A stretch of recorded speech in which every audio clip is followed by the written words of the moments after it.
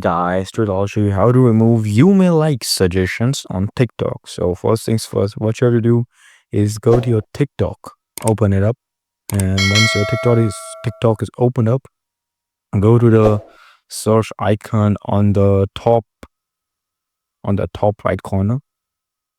As you can see, you have your search history. What you have to do is that you have to just clear it all up and wait. Let's clear all of your search history up.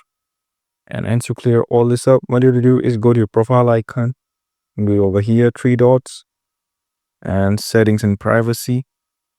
Now, what are notifications? Once you're here in the notifications, you have to turn these things off. Scroll down until you find personalized post suggestions. As you can see, all of these are available. So, put settings. I'll first have to allow notifications. Okay.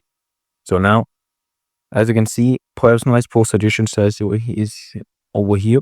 I'll turn all of this off, and once this is off, your you may like suggestions on TikTok will be turned off and it will be removed. So yeah, this was the video. If you like this video, please make sure to like, share, and subscribe, and I'll see you guys in the next one.